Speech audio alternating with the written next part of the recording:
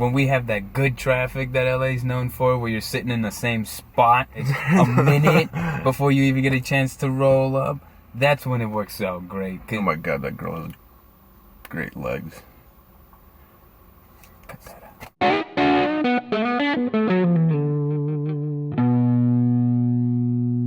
Hey everybody, what's up? I'm Vlad. And I'm Kris. Welcome to Hands On Automotive. Today we got a very special car for you guys. The 2014 X3.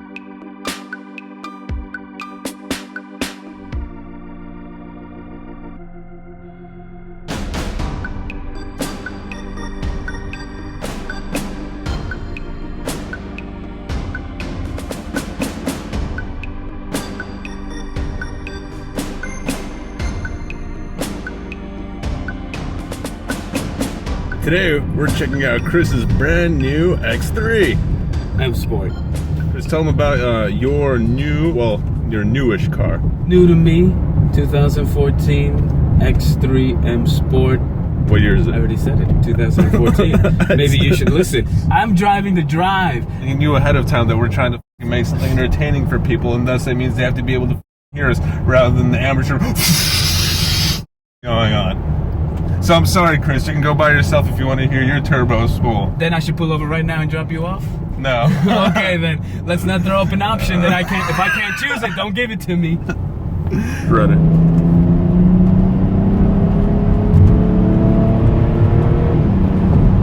Hear that little turbo? Pew! With the window open would have sounded great. So back to the car. Okay, so this got a CD player still. I'm glad that they're not phasing those out yet. No, I think I don't use it, but I think it holds like 6 CDs. That was going to be the follow-up question. Is when do you think they're going to eliminate the CD deck for cars? That's tough. Cassette player didn't stop till what, 2006? These turns are short, they're aggressive. Yeah, I want to feel comfortable doing this in a different SUV. I've driven a box truck many times in my life, feel comfortable. So depending on how heavy it's loaded, going above 55 miles an hour is like, oh Jesus. This SUV, like their cars, has a pretty good weight distribution. $389 gas station, that is pricey. All BMW things on the right side, right? For the most part, they're on the passenger, correct? It's interesting. In American cars, they usually do it on the left side because it's like it was an army specification. So if you're getting shot at, you need to refill your car, so it's on the same side as the driver's side. Stupid. Yeah, that's exactly why you're gonna put the gas thing. We're worried about getting shot at. Getting some gas. Yeah, there it is. X3. Okay, now that the car's nice and warmed up and we got gas in it, I can use it in sport mode. So we'll get a little bit more gas in there per bang, a little bit of a firmer steering wheel.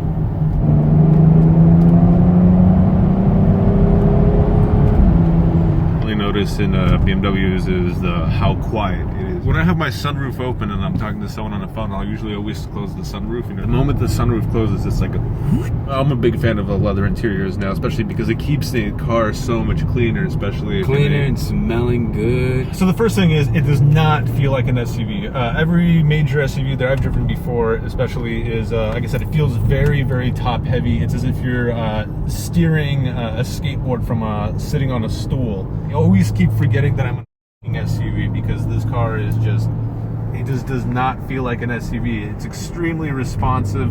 I love hearing all the whistles from the turbo when you gas it. The steering wheel is incredible. I really, really like having a thick steering wheel. The auto park feature on this car, 1,000,000 times better than my car. It's clearly been perfected and finessed because it is just so smooth going from a complete stop to, I mean, hell, we can just do a perfect example right now. Okay, so we're fully stopped right now. I'm not, what's it called, holding the brake, and then I hit the gas, and you don't even feel the braking letting go. If that was my car, you would have felt like a clink, not a clink, but just like a jolt of the car letting go. It accelerates well. I mean, I like the X3 before this. I like the X3 even more when Kris got it. But now actually seeing it perform, doing some canyon carving, it's like, wow. I always thought like, oh, it's an SUV. It's not going to be performance. It's not going to be performance. And it's true. If you look at a Ford Explorer or an Escalade, it really isn't about performance. It's not going to handle the turns well. But then if you find the right SUV, maybe it's because we're in the right generation. Maybe it's because of BMW now is finally or maybe it's because the technology is advancing so much. I don't know. Maybe it's a little bit of everything, but this SUV is great. You don't realize how many people just have the basic X3 or X5 packages that has the matte black. I'll have a screenshot in there so you guys can see for comparison. But just that paint, it just changes the whole look of the car, and it just, you know, it really sucks because I feel that people who do have the basic X3 or the X5 is they're not getting their money's worth, because it's like, oh, this car is almost cool. Also, compared to my car, is the turn signal lever is much better, because mine's is a little bit too sensitive, and it sucks because sometimes I'll hit it and it's blinking left, and then I'll try to turn it off, and then I'll switch it to the right, and I'll try to switch it back off, and it goes back to the left, and it's a little bit embarrassing. Now I know it's not necessarily my fault. It is designed, because this left and right turn signal is excellent. Instrument panel wise, it's got a facelift. It's a combination of analog and digital. I do miss the pure orange instruments, how BMW had that for a long time, like just everything's orange, all the buttons, all the lights. Most of the lights in the interior are still orange. Like if you look at under the door handles, there's little lights that light up right around here. They still stay orange. And same thing for the dash. Any underglow areas, an orange glow coming out from the top there. And also, let's talk about the sound for a second. This car's got a cool sounds, not just one sound, because you got the twin scroll turbo that's making these little zips and zaps, and also just the exhaust in general. It just sounds so good for an SUV, and especially its stock. That's the kind of shocker part. Let's talk about the center console here for a second. So it's much different than my BMW, but it still feels like a BMW. That's a really hard one for me to describe how it feels, but I guess you just have to own one. I mean, it's really roomy. I mean, I'm sitting how I would sit if I was driving. And how's the back seat? And there's good enough space between the bottom of the back seat and the back of your chair to sit a normal sized human being. Okay, so what else? Mirrors. Your car's got big ass mirrors on the left and on the right, and I like that. Yeah, you could totally like look into them and see what you need to see, and then some. I don't know. All the materials are like, because when I touch a BMW, I feel like I'm touching quality materials, not if I'm touching like the lowest base model of a Cadillac of some sort, where essentially the piece of wood that's on the door feels like it's just a sticker that's rolled out onto it. No, because it does. And then it's like small things like the knobs. You really got to touch the knobs. Like this quality piece of plastic, you know. And everything's just firm and clicks hard. Yeah, it doesn't feel like it's gonna bend or. Well, so we got 3 different kinds of roads that we checked out today. We got what's called just basic city roads. We got basic city roads, then curvy roads on Sunset. We got a nice highway on the PCH, canyon carving, then back down to PCH, and now we're back in the city. So it's a good all-around trip. The car got to experience different conditions, which is super cool. This car really doesn't get driven too much during the week, so it's nice to open it up on the weekends. Then let's talk about this for a second. Look at this fucking sunroof. I really like this option, the panoramic. This isn't just it's too fucking in-one. You got it, the whole thing. This is great, man. You get, hell, if I was sitting in rush hour traffic, I could be getting a tan and everything while I'm doing this. Yeah, and half of it opens up. This part doesn't move, but this part completely moves out of the way. It's pretty of an interesting quirk how you check the oil in this car, because it doesn't have a dipstick, and it's a modern car, so I guess that's why it feels like it's goofy to us, because we have old cars normally. That's right. Not having a dipstick is kind of a big deal in the car world, at least in my eyes. So, God forbid you do want to check the oil temperature or the oil level in this car, you have to wait for it to warm up, which we do have the engine warmed up now. We're going to have to put the car into park. In the menus, we're going to go down to vehicle info. We're going to come up to status. And we're going to go to engine oil level. We're going to go to measure engine oil level. It's going to tell us measurements only possible while engine is at operating temperature and switched on and vehicle is in park or neutral on a leveled surface. Do not press the accelerator. Okay, we are in park, we're on a level surface, and engine is up to temperature. We're going to start measurement. The car now is going to start revving. As you can see, it holding a rev just slightly above 1,000 RPMs as it's going through the process. Progress bar. Still keeping the revs above 1,000. No Oil more level windows. getting out, popping the hood, pulling out the stick, drawing it off, putting it back in, getting an accurate measurement, looking at it with the proper light. And then wait, did I do it right the first time? And then you end up doing it 2-3 more times. Yep. RPMs drop back down, and it tells me oil's at maximum level. We have now checked the oil level. BMW's comfort access, open, close. So what did you do? You squeezed it. The sensors on the back of the door handle allow you to open the door, and the sensor on the top allows you to lock the car. And the day that we filmed the piece on the car, we weren't able to have a nice proper wrap-up, so this is what that wrap-up is. And first and foremost, if I was on the market for an SUV, I now know where the fuck I'm gonna go to default, because the new Lexuses look way too crazy in anime, like you said. Oh yeah. And then this one can keep the fuck up. It absolutely can. I mean, still very surprised how well how fun it was, and how well it kept up with the Grand Coupes on Mulholland. So what was really, at one point when we were taking the drive out in Malibu, Kris happened to get behind a Corvette.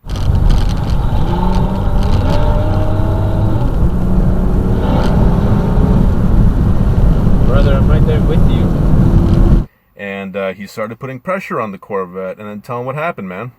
And then another Corvette showed up behind us, and the three of us just enjoyed some canyon carving, and it was so much fun, just trying to keep up with the one in front of me, and being pushed by the one behind me. Oh, this yellow one is like, I can't even see I can barely see his hood. All I see is windshield, for the most part.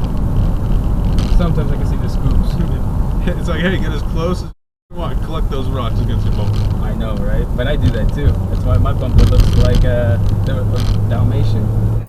No one was really driving too out of control, but it was fun. But yeah, but also the point is that, what's it called? I mean, that Corvette that was in front of you had to fucking work for it, because you were on his ass as much as you can, and I'm sure he was not expecting that from an SUV. And personally, until I witnessed it in that moment, I was not expecting it from this SUV either. No, man, you know what? What really impressed me was the actual turn-in ability of the X3. Like, just actually wrapping it around the corner and just being able to rotate in and out of that turn, and then just like get on the gas out of the turn. It was just like a coupe. It was just like a car. So fucking impressed. Yeah, and like that was one thing I kept on telling Kris, is that I always forgot that I was driving a SUV on this driving car. And then back to the Corvette sandwich that we're talking about is, I mean, Kris was obviously competing with two cars that were out of our league, but the point is he was still able to keep up. And what was also trippy is we always talk about the SUVs being top heavy. Me as the passenger at that point in the time, I never once felt uncomfortable. We're like, Kris, slow down, you know, take your turns a little lighter, like, oh, we're gonna like roll off or thing. I wasn't worried about traction, I wasn't about turns, I wasn't worried about anything. If anything, we had to just worry about a stupid obstacle like a rock in the road or something like that. Yeah, right. No, it felt great. It was just like it was almost like it dropped into the turns. It didn't feel top heavy at all. So and you know, that was awesome. It was a lot of fun to drive this car with those sports cars very spiritedly. I don't think I would have pushed the car that hard if I didn't have that bunny in front of me either. But damn, it worked. And it worked great. And here's the really cool thing is now, so me and Kris have definitely become a little bit more obsessed with the X3s, but we also found out that they're not going to have an X3M. So if you think this car is badass now, it's only got, you know, only going to lift more expectations, man. Yeah, I heard that X3M is going to have somewhere around 450, 460 horses, which is about 160 more than what these are pushing. I mean, do we know what the engine size is going to be yet? You know what?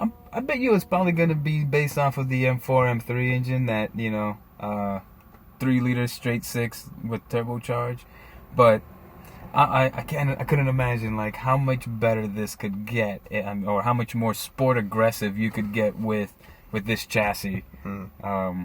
Yeah, I can't wait to see what that's like. This is gonna be dope. And then another thing that we talked about is the auto park feature. Is clearly that the auto park feature has finally been perfected by BMW, because when we were driving this car, it engages and disengages so seamlessly. And then yesterday, when me and Chris were going on a ride in my car, tell them how the auto park was in my car. Yeah, it was definitely clunky. I mean, it's a pretty clunky setup, but it has some mileage on it. It is first generation. You could definitely feel that they're doing a couple of things to try to make it happen. Where I think they've, simplified the process with the newer generations. But it's a great feature, and it's definitely worth. It's that feature that makes a new car feel like you have a new car, modern car. Yeah, no, it's definitely cool, and it's interesting because on my cars, I rarely use the auto park feature when I'm doing stop signs, just because the stop signs is too short of a stop for them, and you can feel the computer going crazy, and then just sometimes it'll engage, and you're like, no, you don't need to engage, like, it just... Yeah, you see, I wouldn't even with it working as smooth as it is, as it does in this car, I wouldn't use it in the stop like that. Just...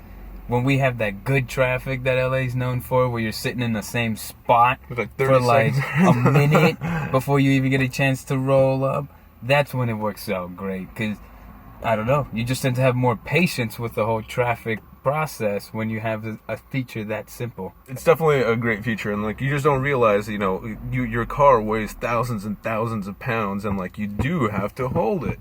Except another thing that we learned is when you put auto park feature on my car, it makes a funky little rumble noise as opposed to holding the brake. Yeah, it does. It does. No, that's what I was saying. They must have approached it in a different way on the newer models, because it just feels a little bit more electronic-y and not so mechanical.